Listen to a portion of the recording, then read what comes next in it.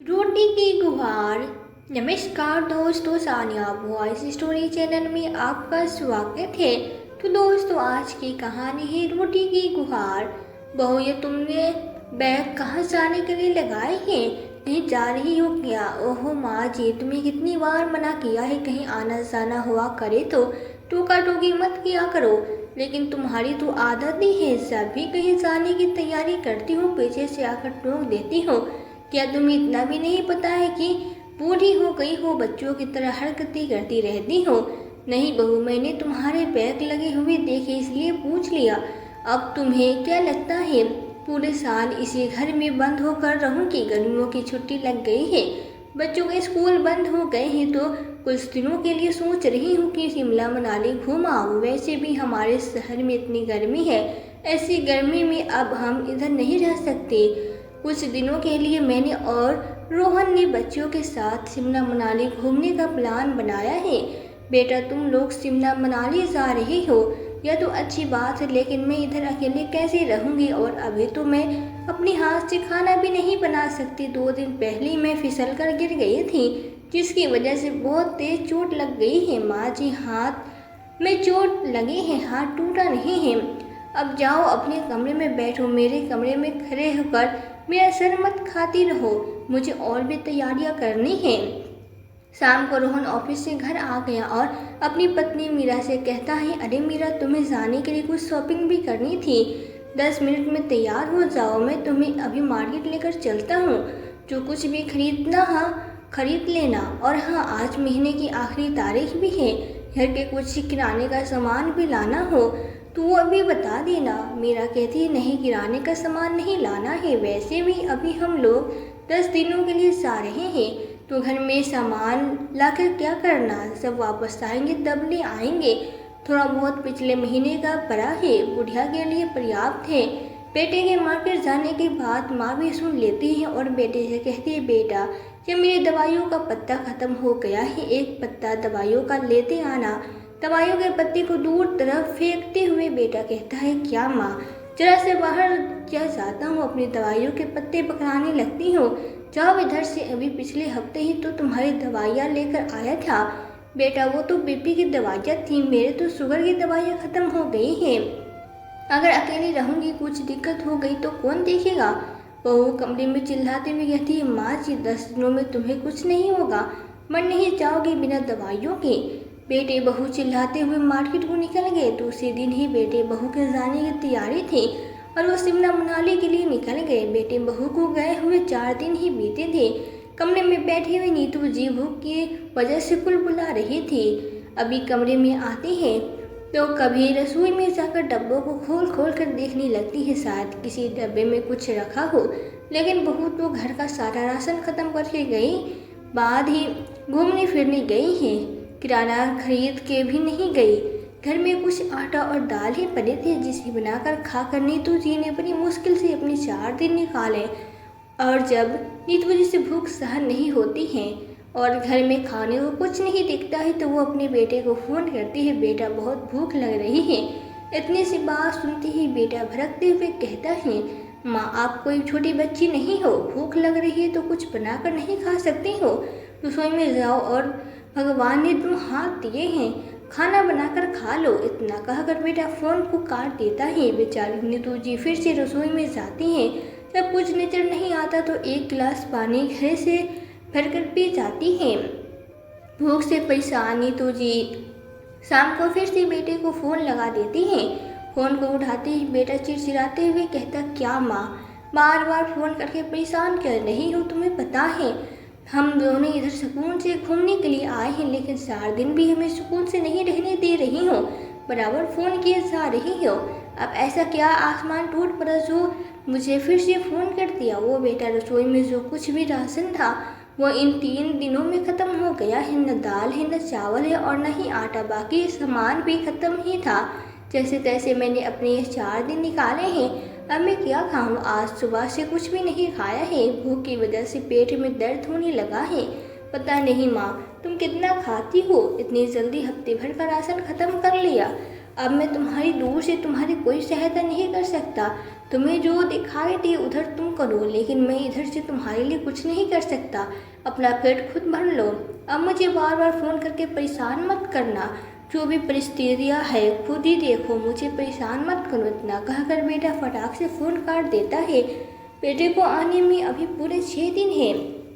इन 6 दिनों में कैसे रहा जाएगा। घर में ताला लगाकर नीतू जी पास के ही मंदिर की तरफ चल पड़ती हैं, जहाँ रोज शाम के समय कीर्तन होते हैं और प्रसाद में कुछ न कुछ खाने को मिल जाता है। शायद मुझे भी इधर कुछ खाने को मिल जाएगा। यही सोच के नीतू जी मंदिर की तरफ जल्दी जल्दी कदम बढ़ा देती हैं। मंदिर में उस दिन चना और हलवे का प्रसाद मिला। प्रसाद को खाकर नीतू जी की पेट की भूख कुछ कम हुई। रात के खाने का इंतजाम तो मंदिर से हो गया, लेकिन सुबह फिर से वही हाल। बेटे ने भी अपने पास फ़ोन करने से मना कर दिया। दोपहर के 12 बजने को है। रसोई में ऐसा कुछ नहीं है जिसे बनाकर खाया जा सके। एक पैसा भी बेटा बहू हाथ में रखकर नहीं गए कि बाद में ज़रूरत पड़े कुछ खरीद भी सको। बड़ी मुश्किल से नीतू जी पास की किराने की दुकान पे गई और उससे कुछ सामान खरीद लिया और कहा कि पैसे उधार कर लेना, जब बेटा आएगा तुम्हें पैसे दे दूंगा। दुकान वाला अपने सामान को वापस लेते हुए कहता, नहीं माँ जी, अगर तुम्हारे नगद पैसे है तो सामान मिलेगा। तुम्हारी बेटी बहू ने तुम्हें उधार देने से मना किया है। कहा था अगर मेरी माँ तुम्हारी दुकान पे कुछ उधार लेने आए तो उसको मत देना, इसलिए मैं 1 किलो आटा भी नहीं दे सकता। दुकानदार की बात सुनकर नीतू जी दंग रह गई कि बेटी बहू दुकानदार से मेरे कुछ देने के लिए मना करके गई है। अब मैं क्या खाऊंगी। पास के ही एक चबूतरे पे थक हार कर बैठ गई और आंखों से आंसू बहने लगे कि हाय ही मेरी किस्मत, अपने बेटे के लिए क्या क्या नहीं किया। कितनी मुश्किलों से उसको पाला पोसा था। बचपन में उसकी हर एक चीज़ का ख्याल रखते थे, किसी चीज़ की कमी नहीं होने देती थी। अगर बेटा महंगी से महंगी चीज़ खाने के लिए भी कहता तो मैं अपने आटा और चावल के डब्बे से छुपे हुए पैसे निकाल कर उसको दे देती और उसकी पसंद की चीज़ दिला देती। जब बेटा 5 साल का था तो साइकिल के लिए मचल गया था। मेरे और मेरे पति के पास इतने पैसे नहीं थे कि हम अपने बेटे को साइकिल दिला पाए। बेटे को साइकिल दिलाने के लिए मैंने अपने कान के झुमके गिरवी रख दिए थे, तब जाकर उसको साइकिल दिलवाई थी और वो झुमके मैं आज तक नहीं छुड़ा पाई। साइकिल दिलाने के बाद बेटे के चेहरे पे जो खुशी आई थी उसे देखकर हम दोनों पति पत्नी कितना खुश हो गए थे।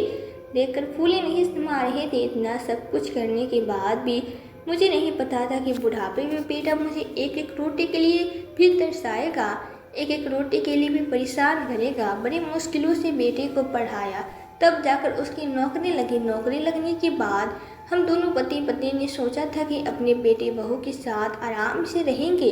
अब घर में पैसों की और खाने पीने को लेकर किसी भी चीज़ की कमी नहीं है, लेकिन वह सिर्फ बेटे बहू के लिए, मेरे लिए आज मेरी परिस्थितियाँ पहले से भी बदतर हो गई हैं।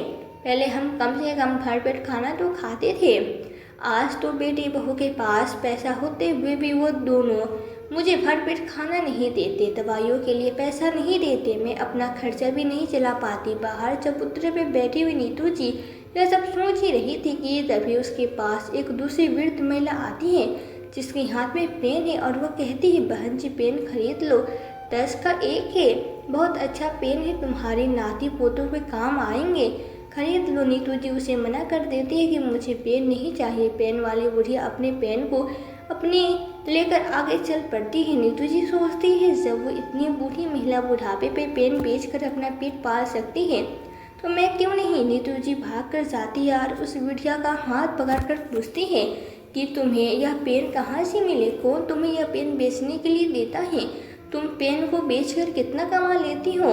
तो पेन वाली बुढ़िया कहती है, बहन पास में ही एक दुकान वाले होलसेल की दुकान है जहाँ पर उस दुकान का मालिक बैठता है और हम जैसे बूढ़े और बच्चों को सड़क के किनारे पेन बेचने के लिए देता है। जो जितना पेन बेचता है उस हिसाब से उसे दिन भर के पैसे मिल जाते हैं। उतने में मेरा गुजारा बहुत अच्छे से हो जाता है, फिर भर पेट खाना खा लेती हूँ, 100 से 50 रुपये भी बच जाता है।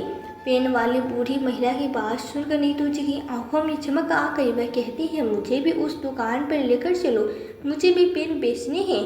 मैं भी भर पेट खाना खाना चाहती हूँ, कुछ पैसे कमाना चाहती हूँ। नीतू जी दुकान पर जाती हैं और दुकानदार से कहती है कि वो भी पेन बेचना चाहती है। दुकानदार उन्हें खुशी खुशी पेन बेचने के लिए दे देता है और कहता है शाम को जितने भी पेन बिकेंगे उसके पैसे मेरे पास लेकर आना, फिर हम अपने हिसाब से रोज के पैसे देंगे। इसके लिए वे तैयार हो जाती हैं। इसी तरह से सड़कों के किनारे आने जाने वाले गाड़ियों में और गुजरने वाले लोगों में नीतू जी पेन बेचने लगती हैं।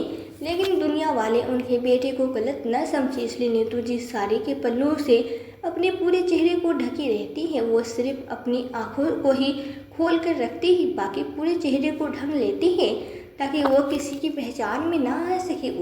उस दिन नीतू जी के पूरे 15 पेन बिक जाते हैं। इसके बदले में उन्हें कुछ रुपए मिलते हैं। रुपए को लेकर दुकानदार के पास जाती 1 किलो आटा और 1 किलो चावल खरीद कर ले आए। दूसरे दिन सुबह सुबह नीतू जी ने आटे से अपने लिए रोटी बनाई, नमक मिर्च की चटनी बनाकर खाना खाया। आज उन्होंने अपने कमाई से भरपेट खाना खाया था, बड़ी सुकून मिल रहा था। जल्दी जल्दी घर का सारा काम करके फिर से वो पेन बेचने के लिए आ गए। उन्हें यह सब करना बहुत अच्छा लग रहा था क्योंकि उससे उन्हें भरपेट खाने को मिल रहा था और बेटे बहू के आगे हाथ भी फैलाने नहीं पड़ रहे थे। वरना 2 रोटी के बदले में बेटे बहू मुझे कितना कुछ सुनाते थे, भरपेट खाना भी नहीं देते। अगर 2 रोटी से ज़्यादा तीसरी रोटी बहू से मांग लो तो ऐसे आंखें निकालते हैं जैसे अभी मुझे कच्चा चबा जाएगी। कितने दिनों से बहू बेटे के साथ मैंने भरपेट खाना नहीं खाया था। यह सब काम नीतू जी को बड़ा अच्छा लग रहा था, लेकिन कहीं न कहीं उनके मन में यह भी डर था कि उन्हें कोई पहचान न ले। एक दिन वो इसी तरह से पेन को बेच रही थी, तभी बहुत तेज आंधी तूफान आने लगा।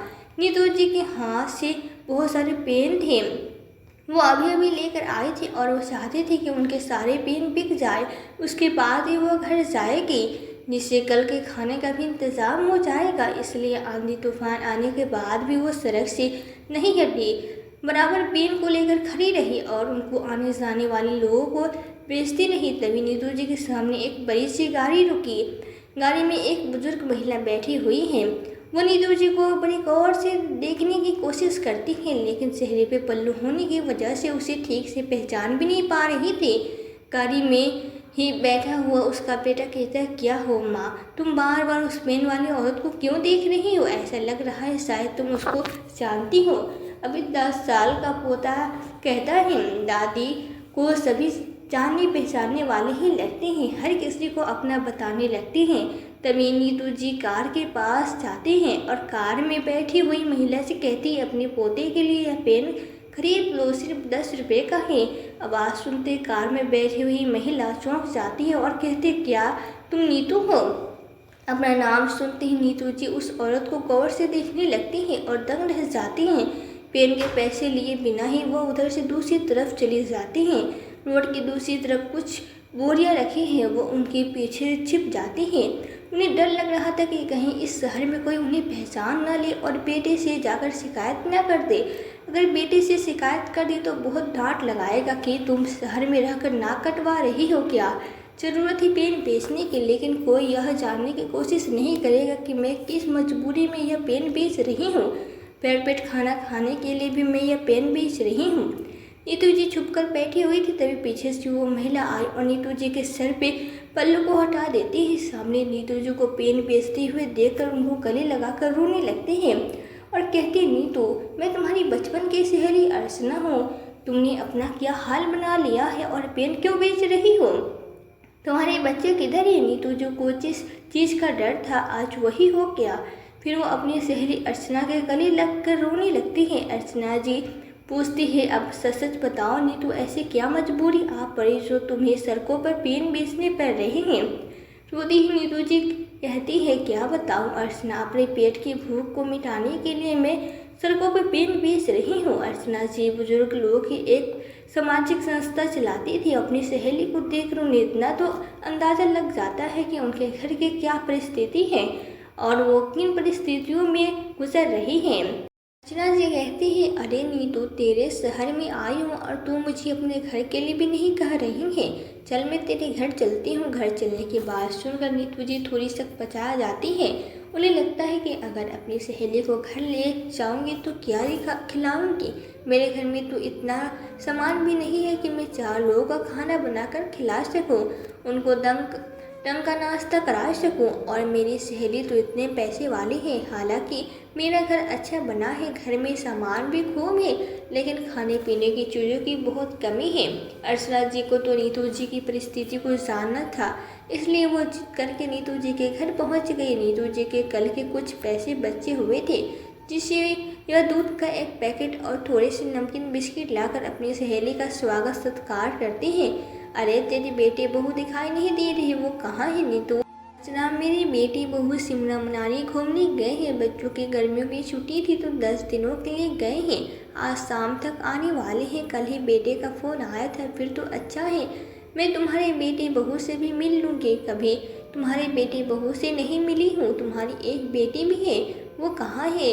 वो तो अपने ससुराल है, कभी कभार आती है। जब से उसके पिताजी गए हैं तब से वो हर 6 महीने में मुझसे मिल जाती है, लेकिन ससुराल में उसकी भी बहुत सारी जिम्मेदारियाँ हैं, इसलिए मैं बेटी को परेशान नहीं करती हूँ। नीतू जी यह नहीं बताती है कि लास्ट टाइम उनकी बेटी 2 साल पहले आई थी, जब उनकी बेटी बहू ने अपने बेटे के जन्मदिन पर उसको बुलाया था। उस पर सोने के कंगन चोरी होने का आरोप लगा दिया था, जिसकी वजह से बेटी का सबके सामने बहुत अपमान हुआ था, जिसकी वजह से बेटी ने मायके में आना छोड़ दिया। कभी कभार बेटे के फ़ोन पर मुझसे बात करके मेरा हालचाल पूछ लेती है।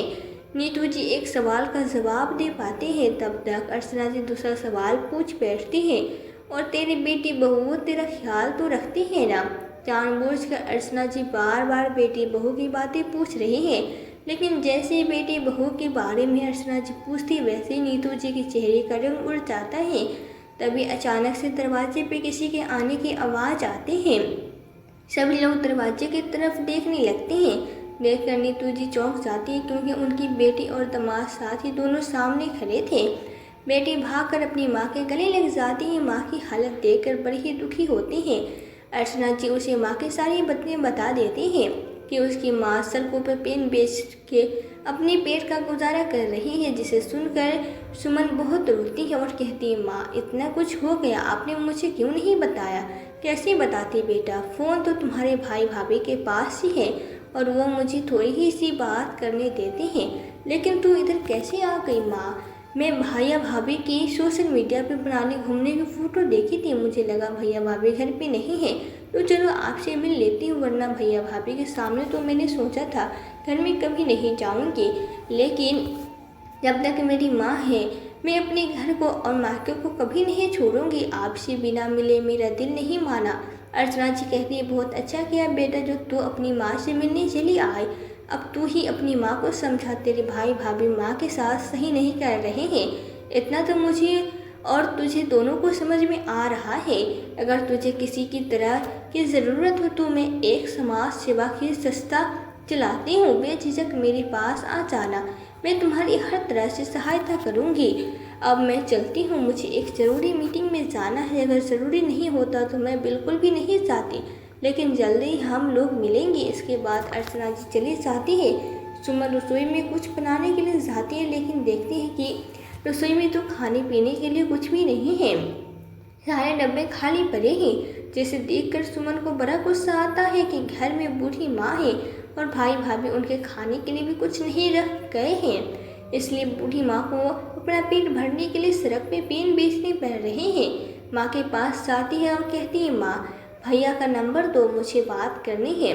बेटा नंबर तो मुझे याद नहीं। हाँ, टेबल पर एक डायरी रखी है, उसमें अपना नंबर लेकर गया था और उसका एक पुराना छोटा सा फ़ोन पड़ा है, उसी को मेरे लिए रिचार्ज करके छोड़ गया है। जैसे ही वापस आ जाएगा उसे ले लेगा, चाहे तो मेरे फ़ोन से फ़ोन कर लो। सुमन अपनी माँ को फ़ोन से भाई को फ़ोन लगाती है, लेकिन माँ के फ़ोन को रोहन नहीं उठाता है, क्योंकि उसने पहले ही मना कर दिया था, मुझे बार बार फ़ोन करके तंग मत करना। बाद में सुमन अपने नंबर से भाई को फ़ोन करती है। सुमन का नंबर देख करके रोहन और मीरा दोनों ही चौंक जाते हैं। फ़ोन उठाकर कहते हैं, अरे सुमन आज कैसे याद कर लिया तुमने? जो तुमने मुझे फ़ोन कर लिया। भैया या तुम्हारा क्या तरीका है? तुम लोग घूमने गए हो और माँ के लिए घर में सारा राशन ख़त्म करके गए हो। 4 दिन सिर्फ भूखी बैठी है, रसोई में कुछ पकाने के लिए भी नहीं है।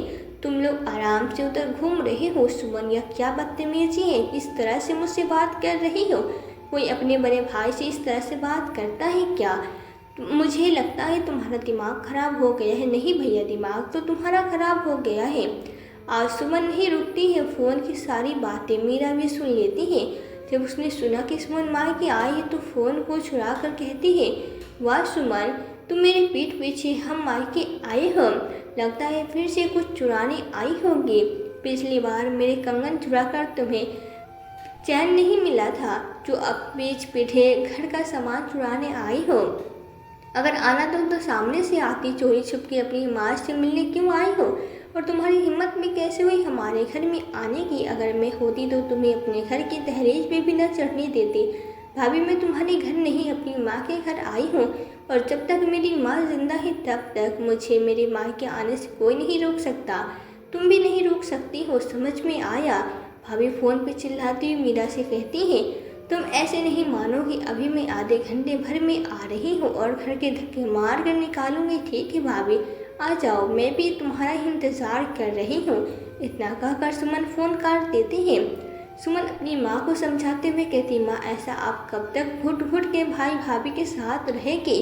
वो दोनों आपको भर पेट खाना भी नहीं देते हैं, घर का इतना सारा काम करवाते हैं, खुद तो अपने ऊपर इतने सारे पैसे खर्च करते हैं, घूमने में, बाहर मूवी देखने में, शॉपिंग करने में और पार्टियाँ करने में, लेकिन जब आपकी बारी आती है तो रसोई में कुछ खाने पीने के लिए भी नहीं छोड़ते हैं। जबकि सब कुछ आपका है, यह घर आपका है, पिताजी ने बनवाया था और आपके ही नाम है, फिर भी आपको पराये की तरह इस घर में रहना पड़ रहा है, भूखे मरना पड़ रहा है। अब आपको अपने लिए कुछ न कुछ कदम जरूर उठाना होगा।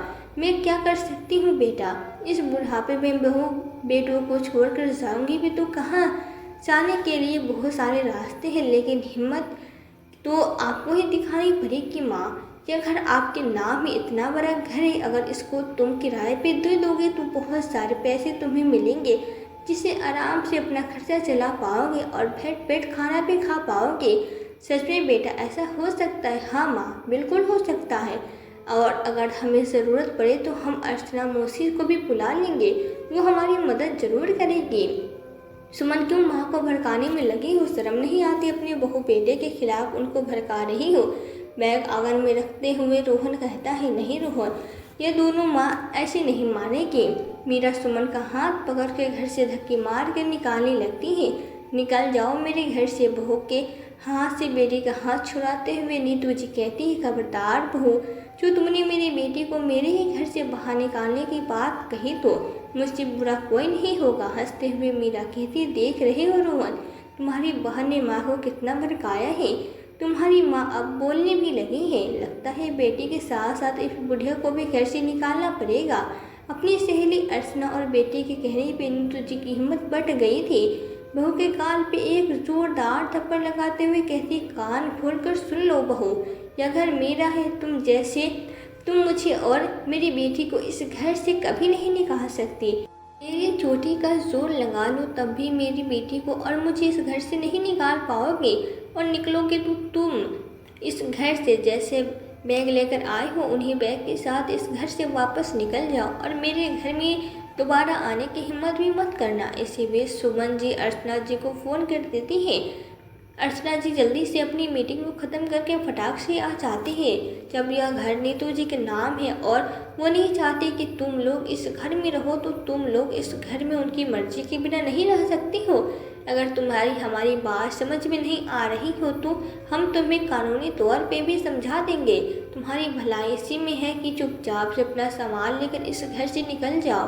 तुम्हें 2 दिन की मोहलत दी जाती है अपने सामान को इस घर से निकालने की। उसके बाद नीतू जी घर को किराए पे दे देंगे। किराए के जो पैसे आएंगे उससे अपना खर्चा चलाएगी, दवाइयों का और अपने खाने पीने का। तुम्हारे आगे हाथ नहीं फैलाएगी इस प्रकार, और उनकी बेटी बहू को घर से निकाल देते हैं। नीतू जी का जहाँ मन लगता है वो उधर रहते हैं। अपने घर में सिर्फ 2 कमरों को छोड़कर पूरा घर किराए पे दे दिया है, जिसके 15,000 किराए के आते हैं। इतने पैसों में उनका खर्चा आसानी से चल जाता है। अब उन्हें सड़कों पे पेन बेचने की ज़रूरत नहीं थी। अपने घर के पैसों से वो भर पेट खाना खाती है। तो दोस्तों, इस कहानी के बारे में आपकी क्या राय है, हमें कमेंट करके ज़रूर बताएं। और कहानी अगर पसंद आई हो तो चैनल को सब्सक्राइब, वीडियो को लाइक करना ना भूलें। फिर मिलते हैं आपसे एक नई कहानी के साथ। कहानी में अंत तक बने रहने के लिए आपका धन्यवाद।